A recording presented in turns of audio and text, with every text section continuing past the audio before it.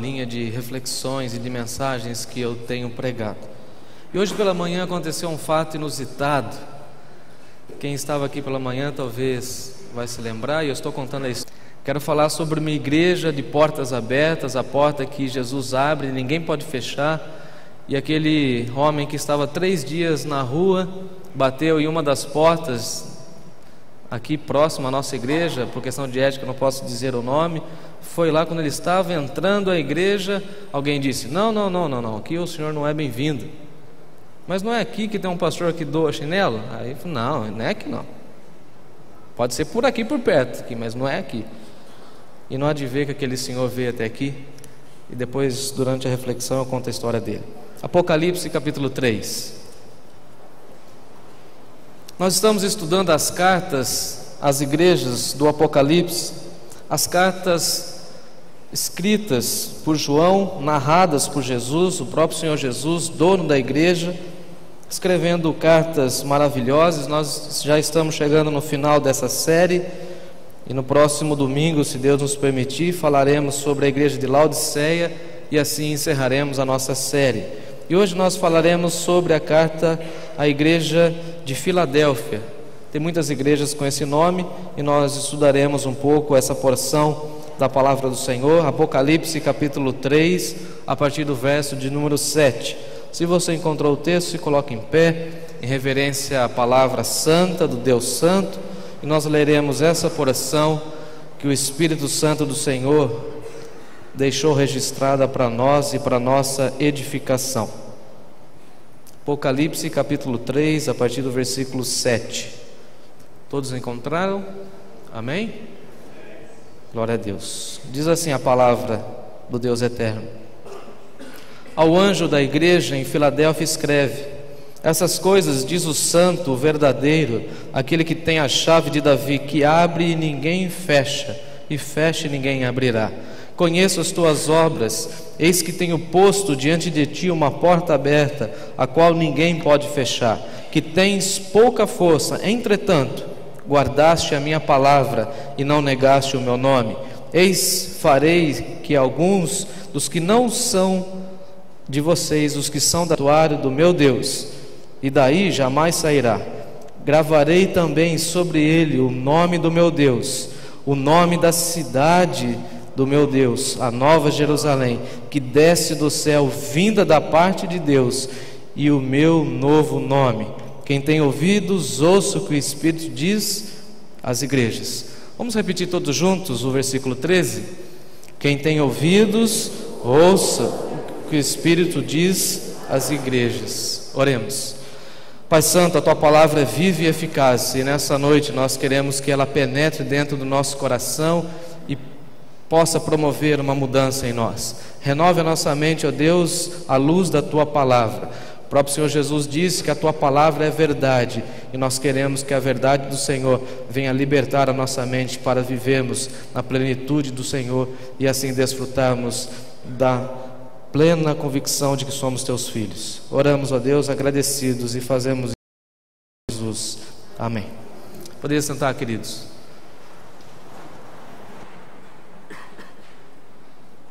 Coloquei o título da nossa reflexão: uma igreja com uma porta aberta.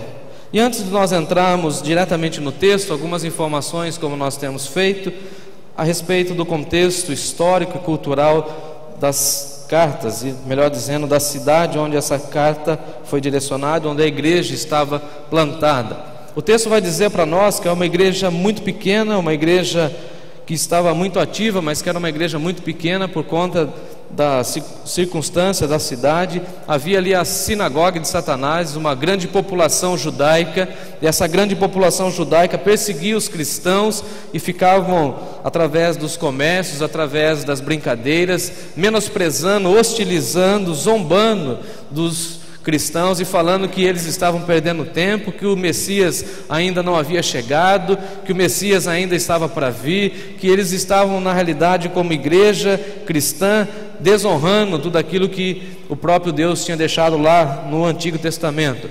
Essa igreja sofre uma grande perseguição do Império Romano, mas a grande perseguição vem dos judeus. E o próprio texto, o próprio Senhor Jesus vai dizer que eles são sinagoga de Satanás, uma expressão muito forte para falar ao povo judeu, e ele vai dizer que eles são mentirosos acima de tudo. Dizem que são o povo eleito, mas na realidade não são o povo eleito. Eles estavam naquela cidade, a cidade de Filadélfia, que era uma cidade não muito antiga, mas ali eles ficaram e ali fizeram uma grande colônia judaica. Era uma cidade rica, comercialmente falando. Eles plantavam muitas parreiras de uva, porque a cidade de Filadélfia ficava perto de uma região com solo vulcânico, e esse solo vulcânico então dava às parreiras muita vitalidade, e o suco de uva e o vinho daquela região era muito comercializado, e eles ganhavam muito dinheiro. A grande máquina de produção de recursos financeiros ali era a renda que vinha ali dos sucos de uva e também dos vinhos. Era uma cidade constituída para disseminar a cultura grega, e a partir daquela cidade toda a cultura grega era falada, era compartilhada, era vivenciada. Ali havia algumas casas onde ensinava o grego, ensinava as palavras gregas, e dali então saía muitas pessoas para disseminar a cultura grega, os panteões gregos, os deuses gregos, e ali também tinha um templo pagão ao deus Dionísio, e muitas pessoas iam até aquele local para fazer então a sua adoração, para prestar culto. Mas eu gostei muito do nome dessa cidade, cidade de Filadélfia. Quem sabe o que significa Filadélfia? Ficaram com vergonha, ensaiaram aqui, mas não saiu. Vamos ver. Não tem vergonha não, a gente está aprendendo todo mundo junto. Amor fraternal. Amor fraternal. Quem mais? No coral. Giovana não vale, nem a Leonor. Professor não vale. Vale sim, estou brincando.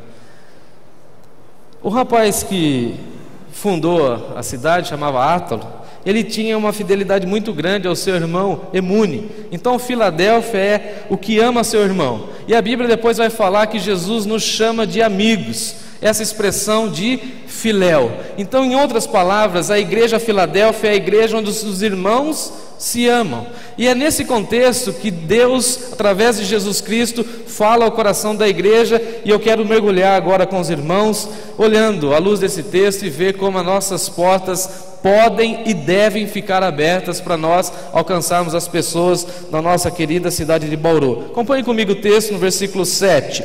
Ao anjo da igreja em Filadélfia escreve. O próprio Senhor Jesus, nós já falamos isso, eu não quero ser repetitivo, fala através de Jesus e fala diretamente à liderança da igreja. Ele fala à liderança da igreja, ao anjo da igreja, provavelmente o pastor ou o presbítero, enfim, alguém que estava tomando conta da igreja, e ele escreve essa carta para o líder ou para os líderes da igreja. Ao anjo da igreja, então, ele escreve esta carta. Essas coisas diz o santo e o verdadeiro. O Senhor se apresenta como aquele que tem um caráter de santidade e de verdadeiro. Sendo santo e verdadeiro, ele dispensa qualquer apresentação e simplesmente ele se apresenta à igreja dizendo que ele é santo e verdadeiro. Santidade atrelada com verdade lhe concede o direito de reinar soberanamente na igreja, e Jesus toma a cadeira principal e fala assim: olha, eu sou o santo, o único verdadeiro, essa igreja é minha, e por isso eu quero me comunicar com essa igreja. No Antigo Testamento, o título de santidade era exclusivo para o Deus Pai. Nós temos o texto clássico lá de Isaías capítulo 6, vai dizer para nós que todos os anjos e querubins estavam ali cantando: santo, santo, santo é o Senhor Todo-Poderoso. E agora no Novo Testamento nós vamos vendo que Jesus vai recebendo esse título, e as pessoas vão reconhecendo que Jesus é santo, tanta verdade que ele vai ser reconhecido como Santo de Israel, que ele é o poderoso Filho de Deus e que também merece toda a honra, toda a glória e todo louvor. Jesus passa a ser para nós, como igreja de Jesus Cristo, a expressão exata do coração de Deus, e ele está aqui na terra simplesmente divulgando e mostrando para nós os atributos eternos do Senhor. Se você está com a sua Bíblia aberta, você pode olhar aí no capítulo 5 de Apocalipse, lá no versículo 12, quando o texto vai dizer para nós Acompanhe comigo, 5:12. Milhares e milhares de anjos proclamando em grande voz, e eles diziam: digno é o Cordeiro que foi morto de receber o poder, a riqueza, a sabedoria, a força, honra, glória e louvor. Acompanhe comigo o versículo 7. Ao anjo da igreja em Filadélfia escreve: essas coisas diz o santo, o verdadeiro, aquele que tem a chave de Davi, que abre e ninguém fecha, e fecha e ninguém abre. Eu gostei muito dessa posição que Jesus fala à sua igreja ali em Filadélfia: eu sou aquele que tem a chave de Davi. E essa expressão nos remete ao início do livro de Apocalipse, lá no primeiro capítulo, a partir do versículo 19 e 18, melhor dizendo, o próprio Senhor Jesus disse assim: eu estive morto, mas eis que estou vivo pelos séculos dos séculos, e tenho a chave da morte e do inferno em minhas mãos. Jesus é aquele que venceu a morte. Aleluia! Porque o poder de Jesus está na ressurreição. Ele agora tem o poder de colocar as pessoas no reino de Deus. É engraçado como nós às vezes misturamos as coisas e nós falamos assim: olha, mas como Deus é injusto de deixar aquela pessoa ir para o inferno. O próprio Senhor Jesus disse que aquele que não crê já está condenado. Disse Jesus em louvor e adoração: digno é o Cordeiro de receber toda a honra, glória e louvor. Esse é o Jesus, aquele que tem a chave do inferno em suas mãos, tem a chave de Davi em suas mãos. É esse Jesus que se comunica com a igreja. É esse Jesus que diz para nós: eu estou cuidando da igreja, eu estou com as chaves nas mãos. E também Ele veio para os que eram seus, mas os seus não o receberam. Aqui Jesus está fazendo uma crítica, como diria um amigo meu, homérica ao judaísmo. Os judeus que estavam na cidade, que eram um povo de Deus, povo escolhido de Deus, os judeus que já tinham nascido debaixo, entre aspas, da aliança de Abraão, que era só seguir o ciclo natural e entender o cristianismo. Não, eles se rebelaram e falavam assim: nós é que temos a chave de Davi. E é por isso que o próprio Senhor Jesus fala assim: não, vocês não têm nada com Davi, vocês têm vínculo de sangue, mas vocês não compreenderam ainda que Jesus é o único mediador entre o homem e Deus. Só Jesus tem a chave de Davi. Ele veio da estrela de Davi, ele veio da raiz de Davi, ele veio como o Messias, e ele, somente ele, deve ser adorado para todo sempre. Amém. Acompanhe comigo como ele vai administrando isso. Versículo 7. Ele é aquele que abre e que ninguém fecha, e fecha e ninguém abre. Nada foge do seu controle, nada foge do seu olhar, disse Jesus. Tudo está sob o seu cuidado. E é bem curioso como Jesus vai trabalhando com essa ideia de porta, de entrada, de acesso. E ele mesmo disse lá no Evangelho segundo Mateus: entrai pela porta espaçosa. Não é espaçosa? Vocês são de EBD, hein, gente? Coisa boa, hein? Entrai pela porta estreita. É pela porta estreitinha. Ele está agradecendo aquela igreja pela fidelidade. Está falando assim: irmãos, vocês estão seguindo pela porta estreita e vocês estão entrando no reino dos céus. E o próprio Senhor Jesus, lá no Evangelho segundo João, capítulo 10, quando ele vai falar do bom pastor, ele diz assim: eu sou a porta. Eu sou a única saída para Deus, eu sou a única entrada. Você vai entrar por mim e vai sair do outro lado. Você entra por essa vida e sai do outro lado. Ele diz assim: se alguém entrar por mim, será salvo, entrará e achará pastagem. Falando da ovelha, ele está falando assim: olha, se entrega hoje a mim, e eu, como a porta, vou te introduzir no reino dos céus, e você vai ser uma ovelhinha pastando na eternidade. Só isso. Só isso. Eu sou a porta, e a porta do reino de Deus está aberta. Agora a pergunta é: você e eu queremos entrar? E algumas vezes a gente pensa que a gente vai poder levar algumas pessoas, né? E a gente esquece que salvação é pessoal ou coletiva? Eu estou falando isso porque essa semana eu recebi um recado via Facebook. As minhas ovelhas desgarradas do Facebook são engraçadas. Pastor, você pode dar certeza que eu vou estar no reino dos céus? Essa foi a pergunta da semana. Eu achei o máximo. Aí eu não entendi direito. Eu falei, como assim eu dar certeza? Não, o senhor não pode orar e... Não. Eu falei assim para ela, né? E aí eu fiquei com medo de não ser arrogante. Eu falei, eu estarei lá, e isso eu tenho certeza. Aí passei um monte de versículo bíblico. Eu falei, agora ela entendeu.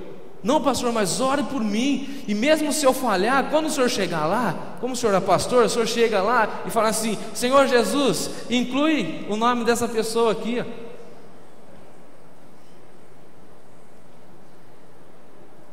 Eu fico imaginando quando o Senhor Jesus abrir a porta do céu e falar assim, vinde benditos do meu Pai. E como eu disse na última mensagem, pegar o livro da vida e falar assim, Jefferson, pode entrar. Está aí, seu nome está aí. Aí eu vou chegar lá, Senhor, mas eu conheci aquela fulana. Ela teve tantas oportunidades, teve EBD, teve culto, teve cabralha, teve núcleo. Ela não quis saber muito da coisa.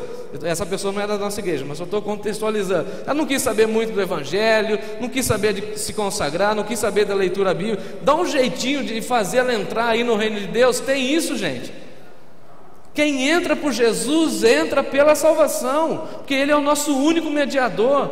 E Jesus está falando assim, a porta que eu abri ninguém pode fechar. Ninguém. Mas a porta que eu fechar também ninguém abre.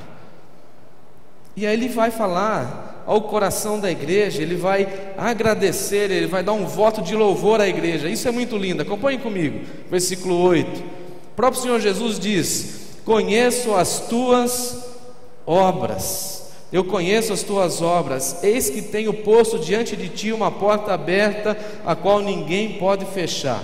Que tens pouca força. Entretanto, guardaste a minha palavra e não negaste o meu nome.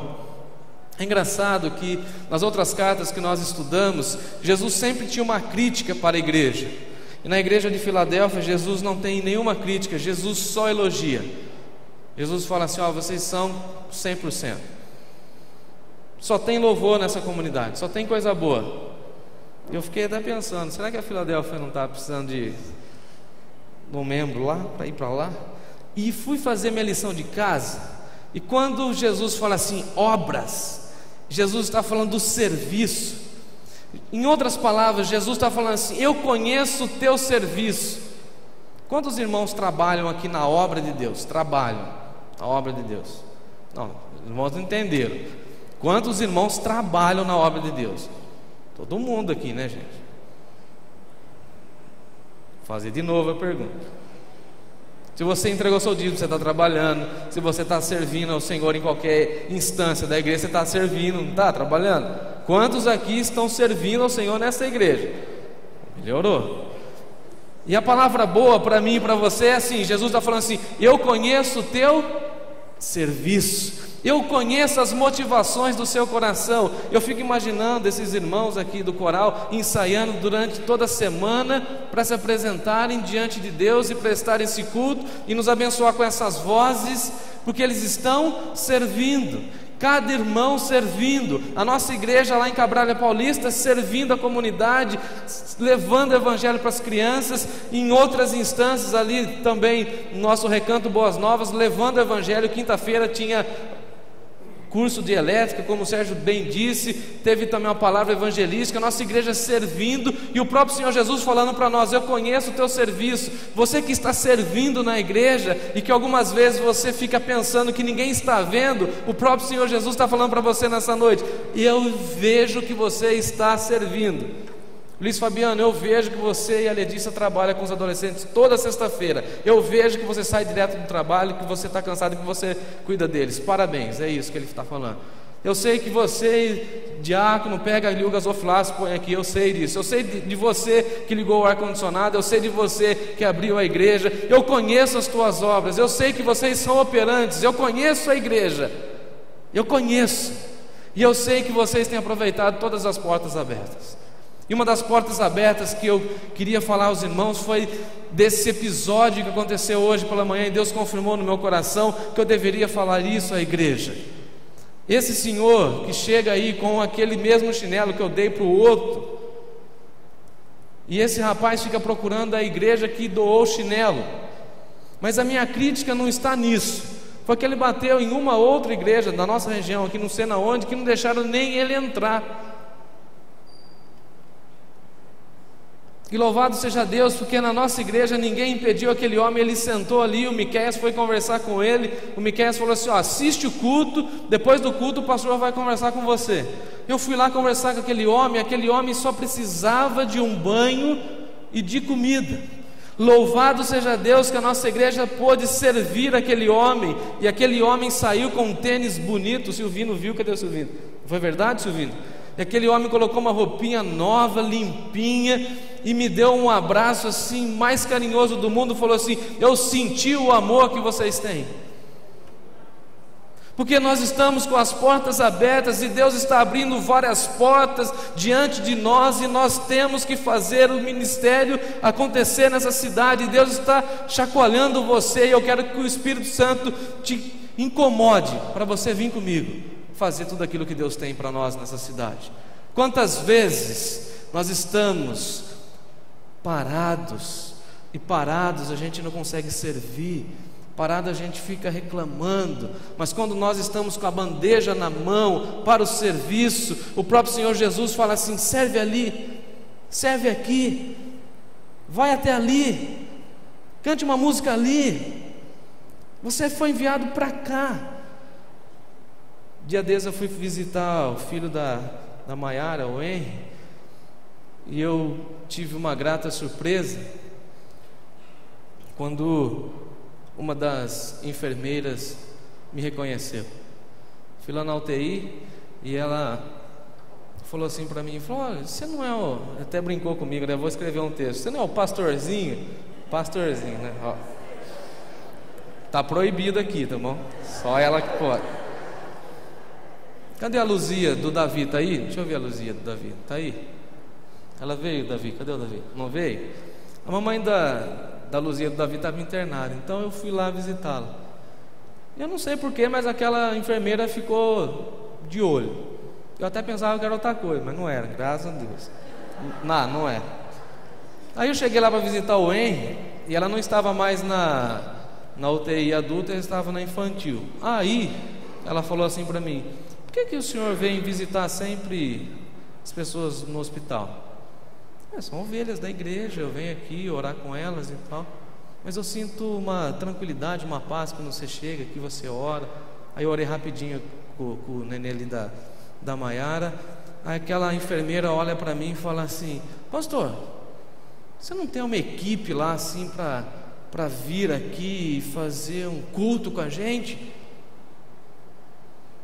E eu lembrei de vocês, meus irmãos. Eu falei assim: como a porta está escancarada.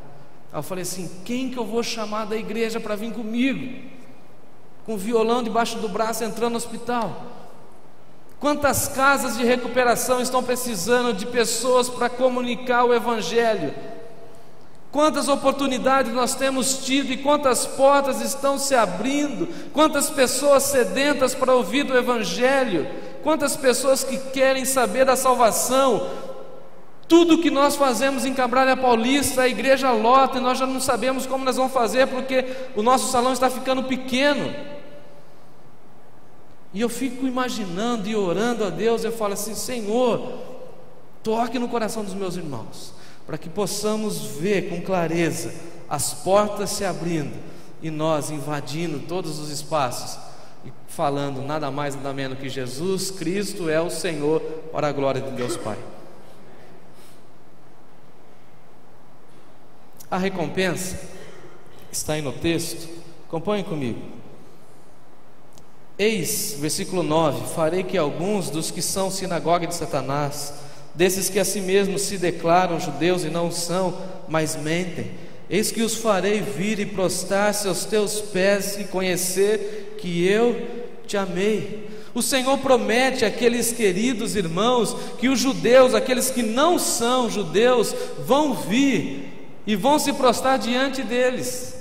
Em outras palavras, o próprio Senhor Jesus está falando assim: se vocês continuarem sendo fiéis, vocês vão ver os inimigos adorando a Jesus.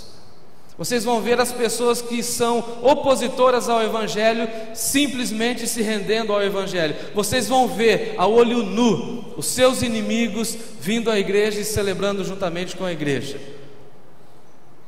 E aí eu me lembro da expressão do apóstolo Paulo lá em Filipenses, quando ele diz assim: pelo que também Deus lhe exaltou sobremaneira, e lhe deu um nome que está acima de todo nome, para que ao nome de Jesus se dobre todo joelho nos céus, na terra e debaixo da terra, e toda língua confesse que Jesus Cristo é o Senhor, para a glória de Deus Pai. Em outras palavras, Jesus está falando assim: os seus inimigos vão estar aqui também rendidos, prostrados, me adorando. Sejam fiéis como igreja, e o resto eu faço, ponto. Amém?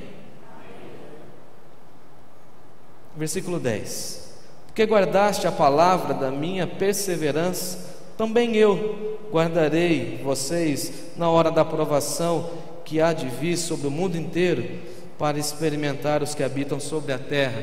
E aí no versículo 11 nós temos uma expressão magnífica: venho sem demora. Por que nós vamos perdendo a expectativa de que Jesus está voltando para buscar a sua igreja? Por que nós não falamos mais da segunda vinda de Jesus? Porque as pessoas, os cristãos do Novo Testamento tinham essa expectativa que Jesus está voltando ontem, já, agora. E se nós lembrássemos sempre que Jesus está voltando, que Jesus está preparando a sua igreja para levar a sua igreja, certamente essa missão nossa de vida, missão de levar o Evangelho, seria mais latente, seria mais real, mais intensa na nossa vida. Eu gosto muito do finalzinho do livro do Apocalipse, quando o Espírito diz assim: o Espírito e a noiva dizem: vem. A noiva deve estar sedenta para ter um encontro com o noivo Jesus, e o noivo Jesus está dizendo: vem, igreja. E nós temos que lembrar disso. Jesus vem sem demora. E tem muitas pessoas que estão falando: esse papo de Jesus voltar, isso daí não existe, isso daí não vai acontecer nunca. O próprio Senhor Jesus está falando assim: venho sem demora. Eu fico imaginando que glória seria nós subindo nessa noite com Jesus. Eu não sei se isso será permitido, mas eu queria fazer uma coisa que minha mãe sempre disse que é feia, certamente a sua também, para aquelas pessoas que vão ficar. Sabe o que eu queria fazer? Não vão brigar comigo, hein? Eu queria mostrar a língua. Eu queria. Imagina a glória, a gente subindo. Você ficou zombando de mim lá que eu era crente, careta e não sei o que, ó. Você vai para o inferno, eu vou para o céu.